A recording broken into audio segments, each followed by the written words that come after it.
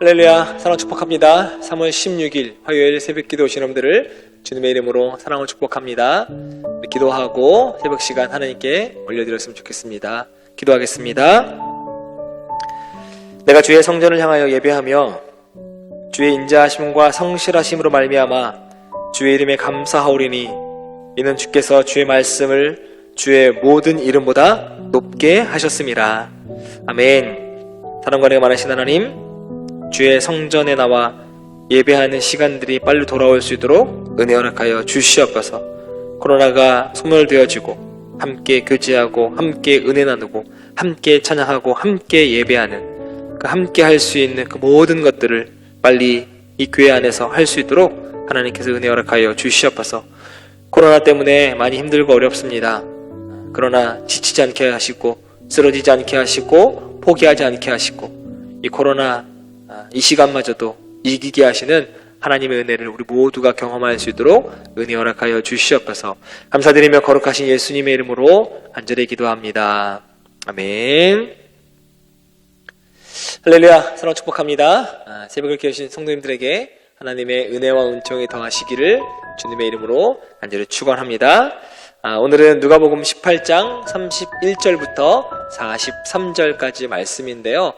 다 말씀을 나누지 않고요. 35절부터 42절까지 되어지는 그 눈먼 사람들과 예수님과의 이야기를 통해서 잠깐이지만 함께 은혜를 나누고자 합니다. 오늘 본문의 내용을 말씀을 드리면 예수님이 여리고를 지나가는데 한 눈먼 사람이 지나가는 예수님을 향해서 크게 소리칩니다. 그러니까 옆에 있는 사람들이 만류합니다. 아랑곳하지 않고 더 크게 소리치고 있습니다.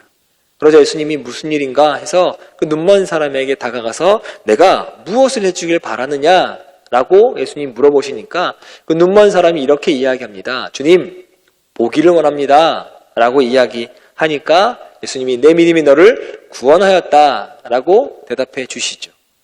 더 자세하게 한번 좀 들어가 봤으면 좋겠습니다. 그 자세하게 안에서 함께 은혜를 나눴으면 좋겠습니다. 그 아무것도 볼 수 없는 그 눈먼 사람은 아무 일도 할 수 없었습니다. 왜요? 보이지 않으니까 아무 일도 할 수 없는 거죠. 그러니까 경제적으로 어려운 삶을 살아갈 수밖에 없습니다. 남루하고요, 비천한 삶을 살아갈 수밖에 없는 아주 눈먼 사람으로 살아가고 있습니다. 누구 하나 친구가 되어주겠다라고 이야기하지 않고요, 혹시나 길을 걸어가다가도 자칫 잘못해서 돌부리에 걸려서 넘어지기도 합니다. 뭔가 혼자 해결해야 되는 삶인데 아무것도 할 수 없는 굉장히 어렵고 힘든 삶을 살아가고 있습니다. 또 누군가 지나가다가 탁 부딪혔을 때 돌아오는 말은 험한 말뿐입니다. 삶에 기쁨이 없습니다. 살아갈 이유가 이 사람에게는 전혀 없어 보입니다. 그렇게 하루하루 연명해오던 그 자신의 삶을 어느 날 누군가 자신을 고칠 수 있다라고 하는 기쁨의 소식을 전하게 됩니다. 누가 이 여리고 땅을 지나갑니까? 예수님이 여리고 땅을 지나간다고 소문이 듭니다. 기대가 컸을 거예요. 야, 예수님이 만져주시기만 하면, 아니 말씀하시기만 하면 지금까지 내 어려웠던 삶을 다 뒤로 하고 새로운 삶을 살아갈 수 있겠구나 라고 아마 기대가 컸을 겁니다. 이제는 남루하고 비천한 삶을 살지 않아도 되는구나 라고 하는 기쁜 마음이 이 눈먼 사람에게 있었을 겁니다. 사라졌던 희망이 이 가슴 한쪽에서부터 확 피어오르는 걸 느낄 수 있었을 겁니다. 그리고 며칠 지나지 않자 정말로 예수님이 자신이 살던 이 땅에 오시게 됩니다. 근데 눈먼 사람이 예수님이 오셨다라고 하는 건 알겠는데 눈이 보이지 않으니까 누가 예수님인지 모르는 거예요.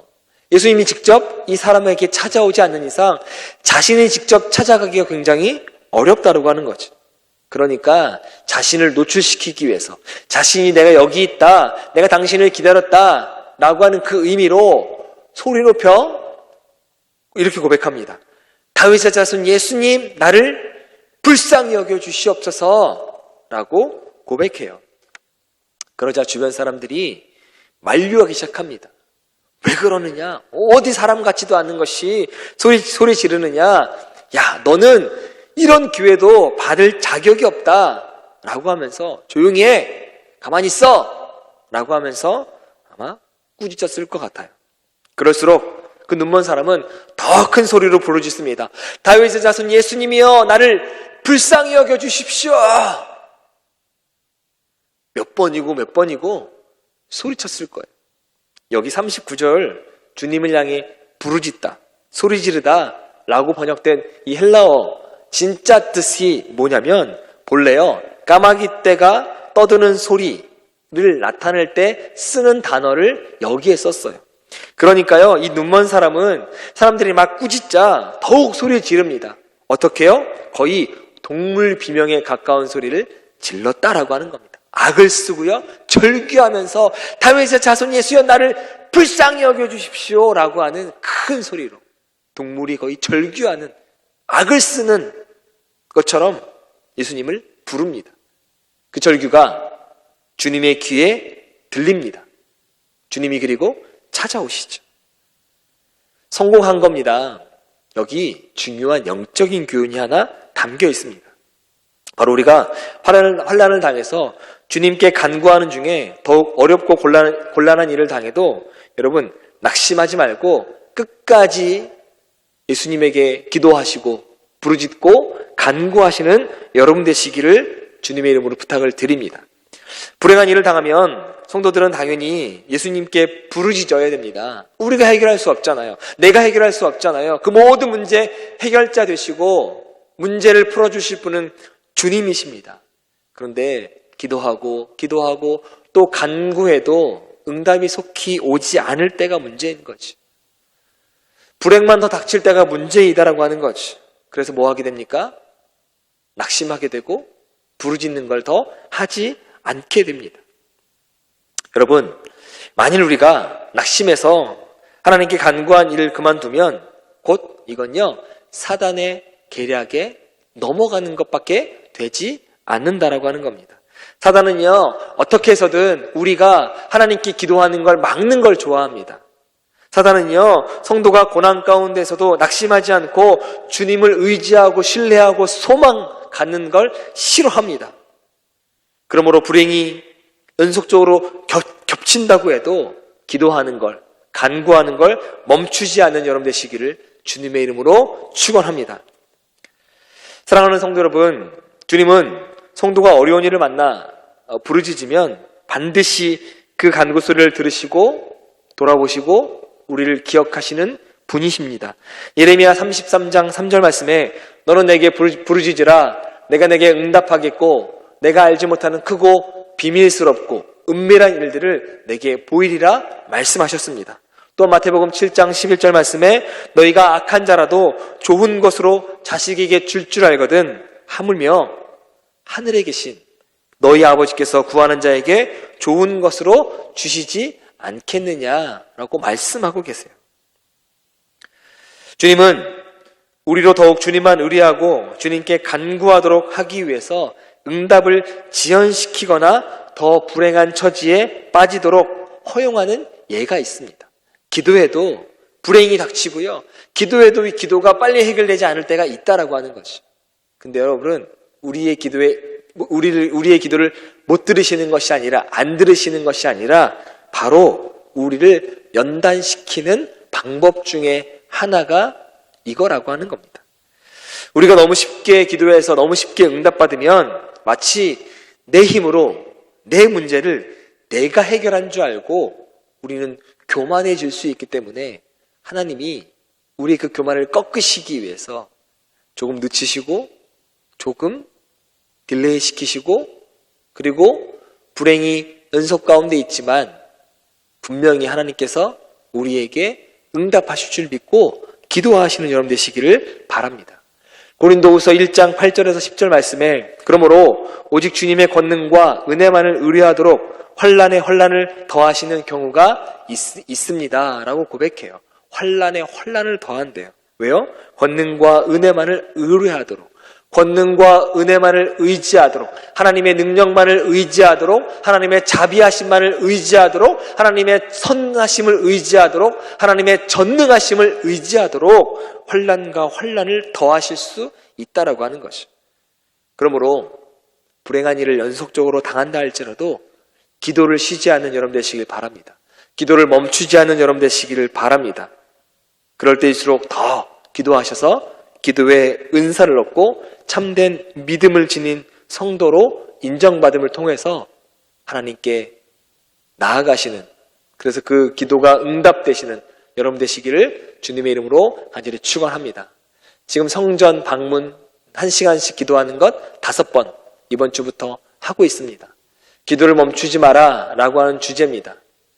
기도를 멈추지 않는 자에게는 하나님께서 분명히 능력의 손을 펴셔서 응답하실 줄 믿습니다. 1번 기도해서 안 된다고요? 2번 기도하세요. 2번 기도해서 안 된다고요? 3번 기도하세요. 3번 기도해서 안 된다고요? 4번, 5번 하나님의 은혜만을, 하나님의 권능만을 의지할 수 있도록 나를 꺾어가고 나를 부정하는 시간을 사용하셔서 훗날 그 기도가 모두가 다 응답되는 놀라운 역사를 경험하게 되실 줄 믿습니다. 성전에 오셔서 기도하시고요. 특별히 기도할 제목들이 있다고 하시면 그 기도 제목 가지고 주님 앞으로 나오시고 십자가 앞에 내려놓는 여러분 되시기를 주님의 이름으로 간절히 축원합니다. 기도를 멈추지 마라. 기도를 멈추지 않는 자에게는 하나님이 역전시키실 것이다. 이 말씀 붙들고 오늘도 기도에 승리하시는 여러분 되시기를 주님의 이름으로 간절히 축원합니다. 기도하겠습니다.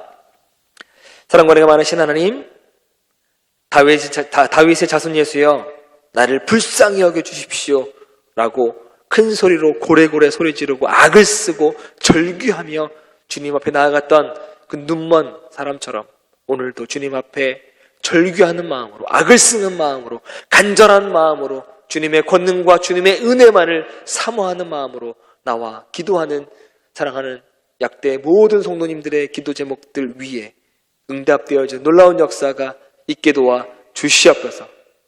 그래서 정말로 주님 살아계시고 주님 나를 위해 사랑하시고 주님 나의 기도에 응답하셨다라고 하는 그 믿음까지 함께 경험하고 나아가는 사랑하는 약대의 모든 성도님들 되게 도와 주시옵소서. 감사드리며 거룩하신 예수님의 이름으로 간절히 기도합니다. 아멘. 누가복음 18장 31절에서 43절 안으로 들어가셔서 하나님의 은혜를 깊이 경험하시길 바랍니다. 예수께서 12제자를 데리시고 이르시되, 보라, 우리가 예루살렘으로 올라가노니 선지자들을 통하여 기록된 모든 것이 인자에게 응하리라.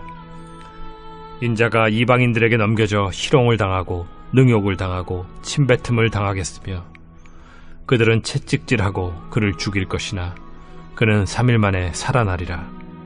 제자들이 이것을 하나도 깨닫지 못하였으니 그 말씀이 감추었으므로 그들이 그 이르신 바를 알지 못하였더라. 여리고에 가까이 가셨을 때에 한 맹인이 길가에 앉아 구걸하다가 무리가 지나감을 듣고 이 무슨 일이냐고 물은데 그들이 나사렛 예수께서 지나가신다 하니 맹인이 외쳐 이르되, 다윗의 자손 예수여, 나를 불쌍히 여기소서. 앞서가는 자들이 그를 꾸짖어 잠잠하라 하되 그가 더욱 크게 소리질러 다윗의 자손이여, 나를 불쌍히 여기소서. 예수께서 머물러 서서 명하여 데려오라 하셨더니 그가 가까이 오매 물어 이르시되, 내게 무엇을 하여 주기를 원하느냐? 주여, 보기를 원하나이다. 보라, 네 믿음이 너를 구원하였느니라. 곧 보게 되어 하나님께 영광을 돌리며 예수를 따르니 백성이 다 이를 보고 하나님을 찬양하니라.